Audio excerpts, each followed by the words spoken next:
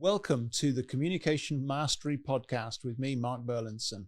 We're on a journey together to improve our communication mastery in all kinds of settings, at work, at home, in the community, and we're learning the art and the science of communication so that we can tackle difficulties and grow our mastery together. So I'm your communication coach, and I'm really excited to share this episode with you. Hi everyone, and welcome to episode 9 of our first season of the Communication Mastery Podcast. It's great to be with you again, and today we're going to talk about effective team meetings. And I can almost hear the groans from some of you. Don't you just hate team meetings sometimes? As I think back in my career, I've had team meetings that I've been part of that I've really enjoyed. I've had team meetings that I've been part of that I've really dreaded.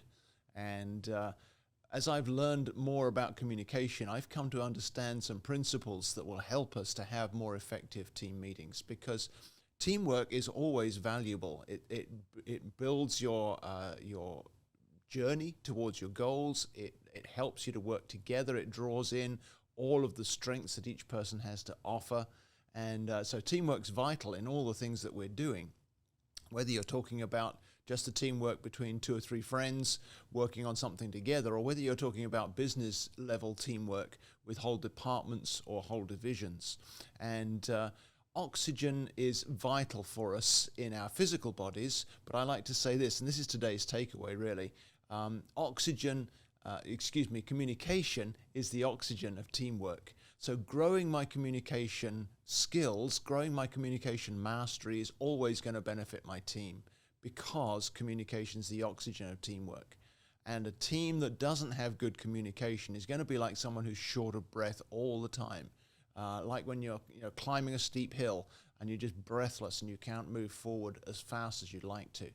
We don't want that with our teamwork. And so today that's what we're going to focus on, is having effective team meetings where communication flows smoothly, where the different folks with their different communication styles are all included, so that you don't get the kind of problems that you have so often with team meetings, where some team members monopolize the conversation, some team members don't participate at all, some can only see their own viewpoint, and that raises conflicts, and then you have to navigate those, or some people they avoid conflict at all costs, and so they never reveal their own views. They're always agreeing with what everybody else is saying. And any of those problems will minimize the value of your teamwork and your team meetings. So if you're a team leader, you have the potential to dramatically improve the productivity of your team meetings, and therefore the outcomes for your team, meeting your goals, fulfilling your vision, if you apply some of these principles. But even if you're a team member, you can recognize some of this stuff and maybe make some suggestions for the next team meeting, or maybe even suggest to your team leader, hey, why don't we get a communication coach in to help us be even more effective than we are? This is not just a solution for people with major problems. Very often I love working with teams who are already doing well, but we are able to tweak things and enable them to do even better, maximize their potential. It's great and rewarding to do that. So let's think about a team meeting. And one of the things that's important for the person leading the meeting, or for the team to agree on, is to recognize that many people within that team will have a more emotive communication style. They communicate through feelings. They need their feelings to be connected for the team meeting to be fruitful for them to be engaged. So they'll score more highly, talking in life languages terms now, they'll score more highly in the responder and influencer life languages. So it's important to engage these folks first, because if they're engaged, then you're going to benefit tremendously from the creativity and the enthusiasm that these communication styles can bring to the team. And obviously, we need creativity if we're going to reach our goals, to include everybody. But we also need that enthusiasm and encouragement to embrace other members of the team who are different, and to draw their contributions into the picture as well. And so if you engage these emotive styles at the beginning of the meeting, then you're going to benefit tremendously. So take some time, first of all, for personal interaction.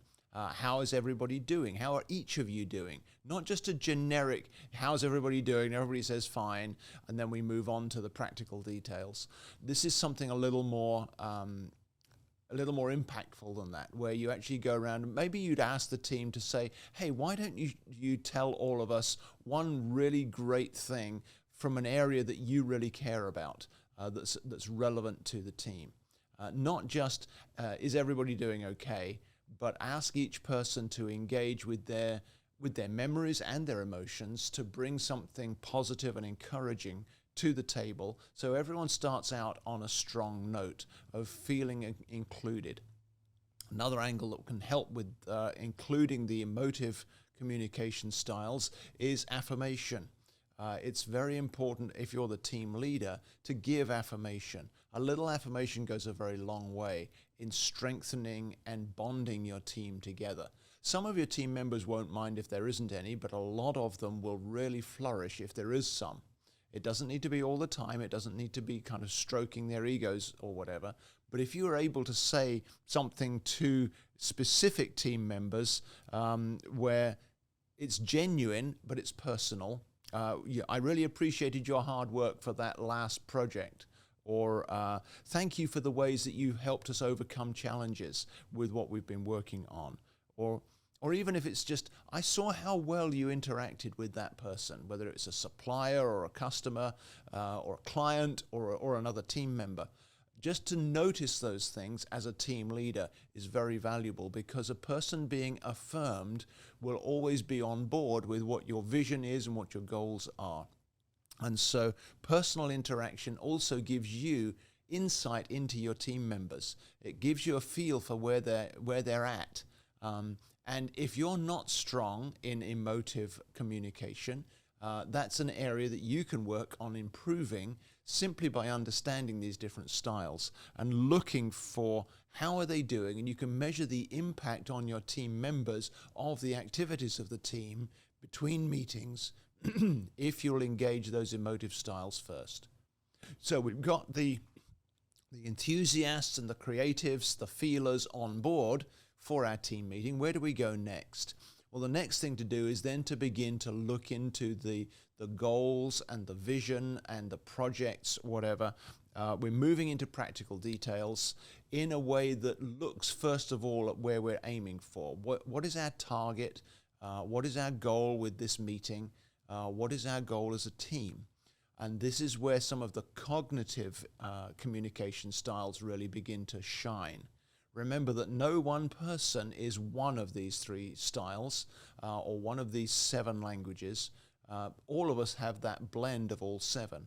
And so you'll find that having engaged some of the folks who are strong in the emotive languages, they may well have a cognitive language that's very valuable to the team as maybe their second or third language, but it's still strong enough that will come out because they've been connected into the team's discussions, into the team's interaction. So you can begin to ask about goals, begin to clarify plans, identify the end from the beginning, and have those who are strong in working out steps towards the goal to begin to make their contributions, but also begin to draw in information on resources and what are we managing here? What's the productivity measurements in our discussion? What resources do we need to maximize? Which resources are we lacking? How can we make the most of what we have? What are the financial considerations? It'll vary depending on what you're working on as a team, but in order to bring the team together, you do need to look at those practical details with accuracy, but also with honesty. And there will be people within the team that, as you recognize that they have a skill in maybe being resourceful or maybe in strategizing, you can draw on their skills to help the team as a whole to move forward, even if things may not be as perfect as you'd like them to be as far as resources or clarity go. And the other thing to remember is that there are among the folks who love to think, there are those who will be the ones who love to think for the sake of thinking. These are the ones that if you give them time, they'll come up with things that others would have missed. They'll get below the surface. They'll be able to see the essence of what it is we're doing. Not just strategize, not just manage resources, but also to discover fresh and deep insights that can be included into the picture. Now, as you do this, remember you've already engaged the emotive folks, and remember that creativity and encouragement can both be very helpful to the cognitive processes of focusing in on goals and strategies and details and resources.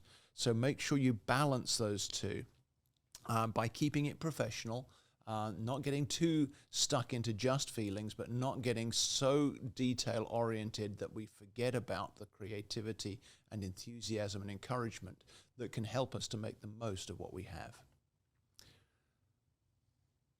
After you've had your meeting, you may find that some of those deep thinkers come up with fresh ideas. So remember to leave the door open for people to come back to you, not to maybe disagree with decisions that have been made, but to add to what you've seen as a team if something fresh comes up.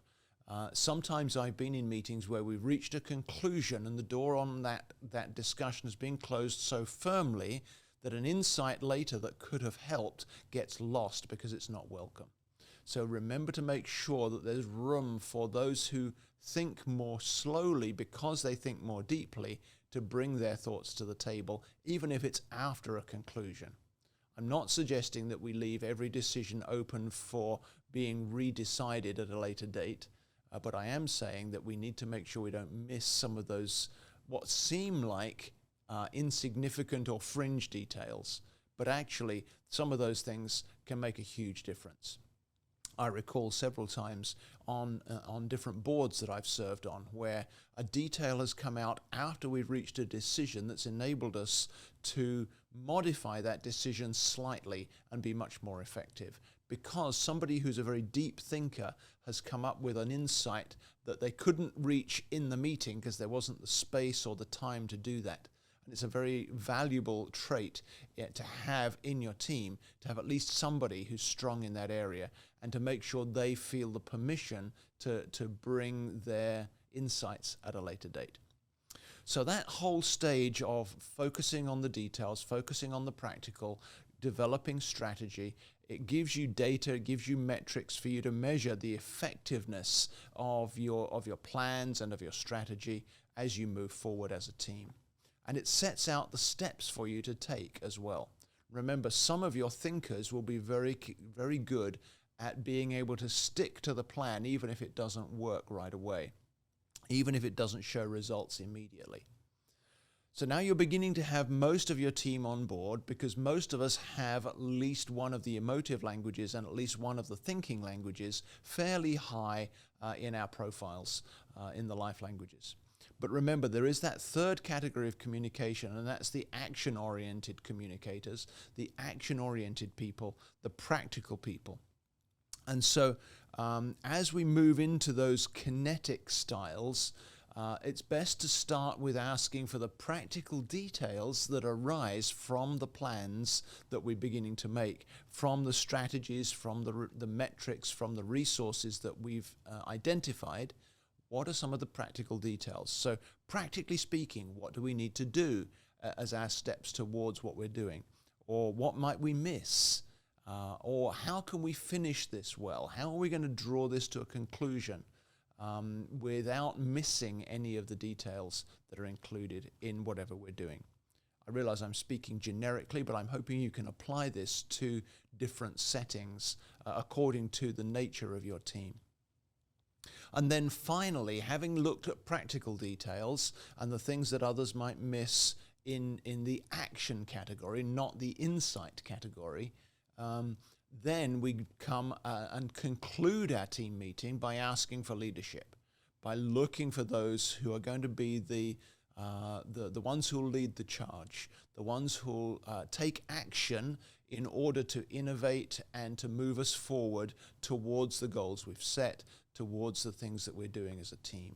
And if we have those stronger personalities in the team who want to make things better all the time, we can direct them to bring the rest of us with them as we charge forward. If you're the team leader, I trust that you have that particular skill, that particular ability within your skill set, so that you obviously will be the leader of the team moving forward. But it's important that the team leader not be the only one leading the charge, because if you're not careful, you can be 10 steps ahead of your team in making it work and making it happen, and find you've left the rest of them behind. We don't want martyrs in our teamwork. We want leaders, and leaders are usually only 1 or 2 steps ahead of the team they're leading. So bring in the other members of the team and call on that strength in each of them. Even if it's only a minor part of their profile, they can still exhibit those leadership standard-bearing traits that are so essential to accomplish what we've discussed, so that we don't leave the meeting with everyone else is going to do stuff, or we'll wait and see how this works out. We all leave the meeting with a sense of, we can do this, and we're going to take this first step together right away. That kind of motivation makes a huge difference to effective team meetings. The 7 life languages all have a part to play in this process, and I've kind of alluded to them as we've gone through. But the more that you understand the qualities of each language, the more you dig into that knowledge about each language that's revealed in your profile, but it's also specified in the quick reference guide that I've mentioned before on this podcast.